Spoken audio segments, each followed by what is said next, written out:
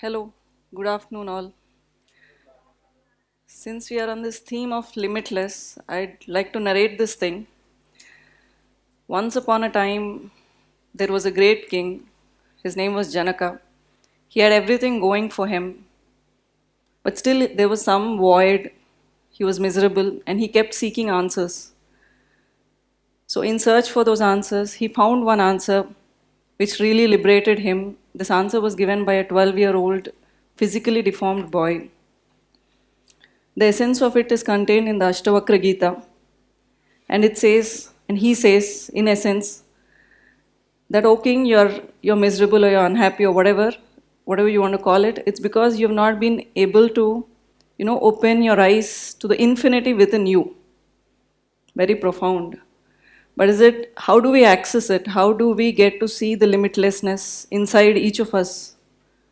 Is it as simple as what Bradley Cooper would have us believe in the movie by the same title, Limitless? That is by popping a pill. Well, I think each of us discovers ourselves, that is, if we do, through our own journeys. My journey in the bureaucracy has been as enriching as it has been challenging. I've been in the Indian Administrative Service for 10 years now, which includes the time I had taken off for having my kids. I was first introduced to government having no background of anybody from the government. As a probationer in Dakshin Kannada, I've seen how this proverbial elephant moves. And then I was posted as Assistant Commissioner and shortly given the additional charge of this Municipal Corporation of Tumkur. Being a greenhorn, there was a lot of things. I was a rookie, learning a lot of things. One of the things I did learn was to have a sense of humor on the job. Because here I was as this municipal commissioner feeling all responsible for 3 lakh people, thinking of great things I need to do. One fine day I just got this call, 3 days or 4 days into the job. It was around 6 or 6:30 in the morning. I got a call saying, hello, is this the municipality? I said, yes. He said, see, there is this dead animal in front of my house. Can you get it cleaned? So I was like, yeah, basics, okay. That apart, there's the other learnings like government works on a scale which is huge. It is not like an NGO or, it's not about helping few people. The scales are huge. One, that was a huge learning. The second was that there are many stakeholders with many interests, and navigating the system and getting things done is a very difficult job. But the most important learning of everything was, at that time, that your own personality could be a limitation. Sometimes you just don't measure up to the job. So there is a lot of learning and unlearning one has to do. It's not that you've cleared a tough examination and you've arrived. It doesn't work like that. There's really a lot of learning and unlearning one has to do. Apart from this, I also learned that a lot of our time gets eaten up in routine. Like doing routine administration takes up all our time.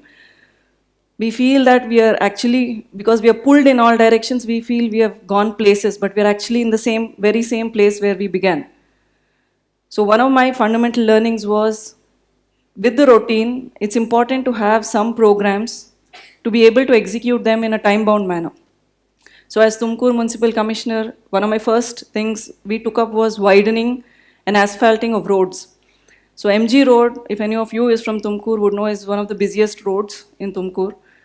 And in a record 9-month time, we could clear the encroachments, make it wide and asphalt it. And when the road was getting inaugurated, it was my first project which we actually saw till completion. There were other roads we did take up like the JC Road, Horpet Road and all, but we couldn't complete it in time. Secondly, the second important project we did take up there was this landfill site. We know solid waste management is a huge issue. It's an issue even in Bangalore, even today. At that point of time, Tumkur collects around 100 metric tons of waste every day. And there was no place where we could process it, the dry waste. And the municipality had taken 40 acres of land 10 years back. But then because of resistance from the locals and the neighboring villages, we just couldn't take possession of it. So engaging the citizens and negotiations is one thing I learned at this point of time, because there were protracted negotiations with all the stakeholders involved. And there was this very powerful politician. He said, "See, I understand all you're trying to say. I know your municipality needs this and all, but I just can't be seen with you. I have to be seen on the other side. So I'm going to protest, or I'm going to pretend that I'm protesting. So help me." No, it really happened. And then on the day when we went to take possession, so there were 1,000 of them on the other side, all the villagers and whoever were the important stakeholders and who didn't have a stake or who just came to see. And on this side, we were around 200 policemen, because we apprehended a law and order issue could arise. So since morning, they were giving speeches and telling municipality down and all these things. We gave them breakfast, we gave them lunch. Slowly, the crowd fittered away and the issue resolved. And to date, till date, I mean, they're using it. We could take possession of it. How do you take possession of land? By fencing it. So we could fence it, and it's being used to segregate and process the dry waste till date. So that was one other thing in Tumkur. So the learning from Tumkur were citizen participation, because it was majorly a urban setup. And there were a lot of unlearnings too, how a lot of things should not be done. And the best part of our job, which I love the most, is the diversity which we get to experience. So from this urban setting, I was then posted as Zilla Panchayat CEO in Mandya, a rural setup. The contrast was that in the urban setting, you need things to happen at a fast pace. But in a rural setting, there is a certain amount of time lag you can experience. So in Mandya, again, I didn't want to get drowned in routine. So what we prioritized 3 programs and thought that if we can focus on this, we would be able to come up with some results. So one of them was the Swachh Bharat mission. I really tried to test scale, the scale of the government, as I said earlier, in the Swachh Bharat mission. And then there was this infant mortality rate. We wanted to bring it down. It's very difficult.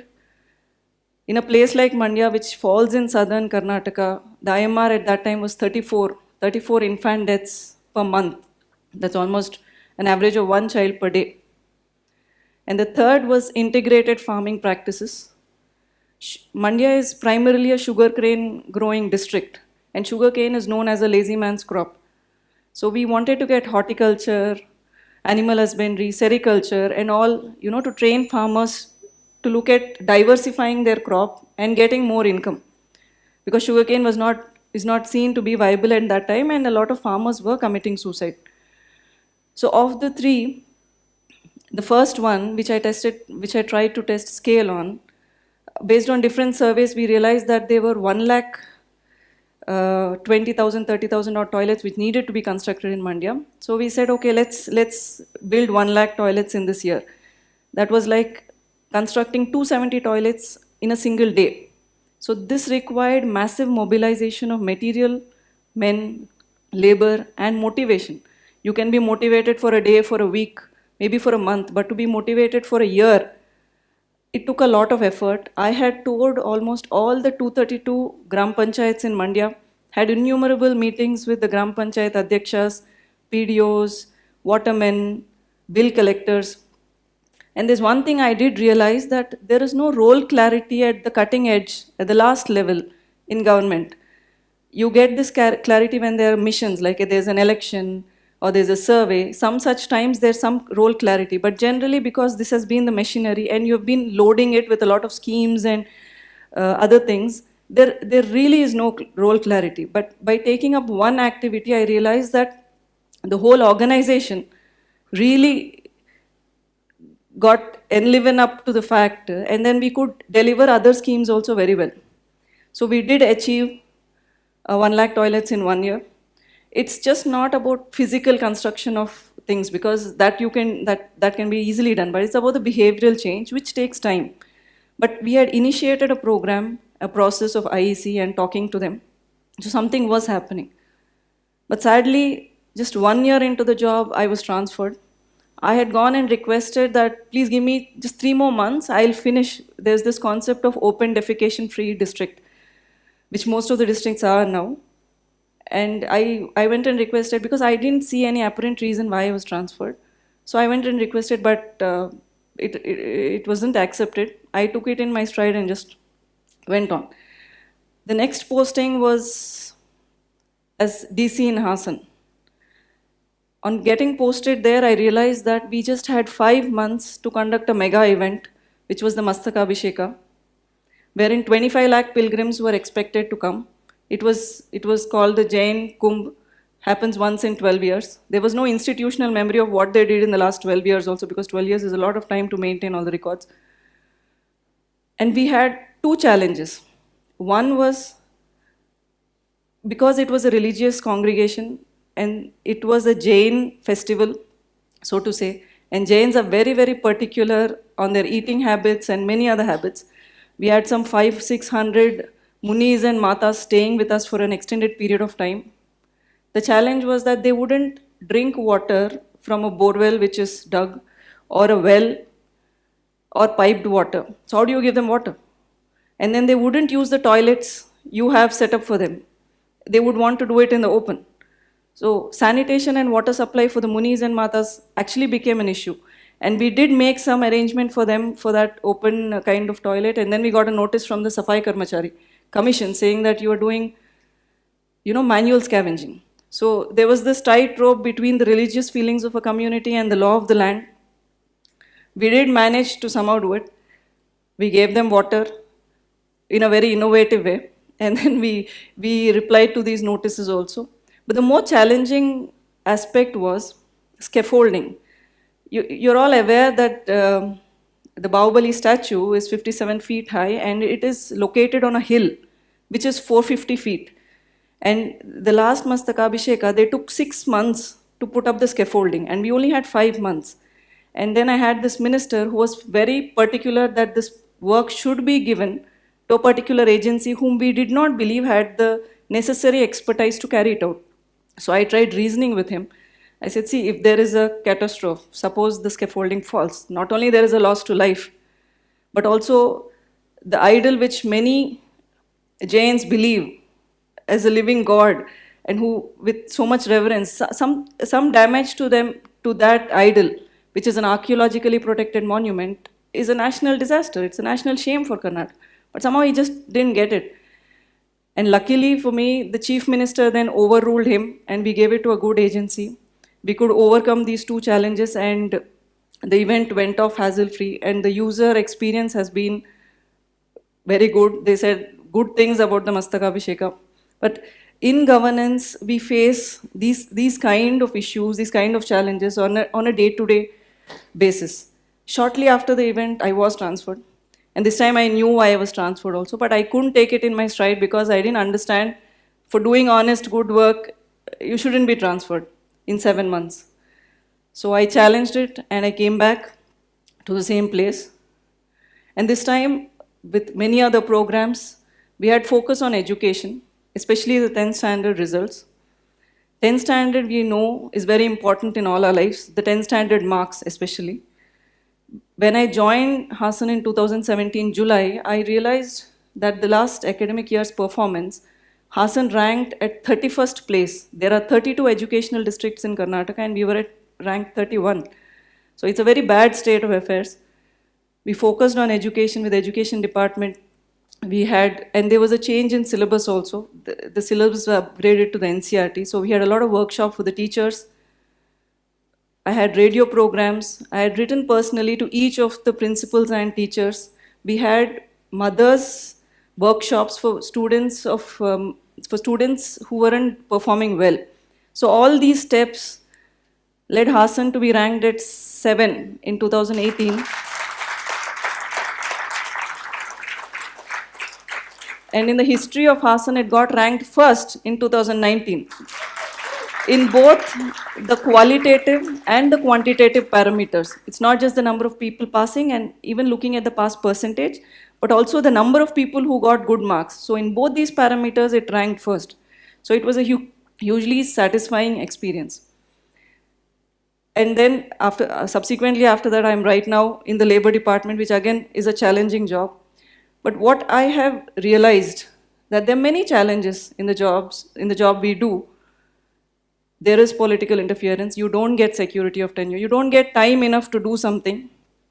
But then at the same time, there are these opportunities. There are these amazing seniors we have who have worked in far more challenging circumstances and produced far more better results. They act as our mentors, they guide us. And to sum it up, in the context of limitless, we all know it is often said that in this life, there are many ways to lead our life. The number of ways we can lead our life is limitless. And I truly believe that the service gives us that opportunity to lead life in a limitless number of ways. There are many challenges, the external challenges notwithstanding.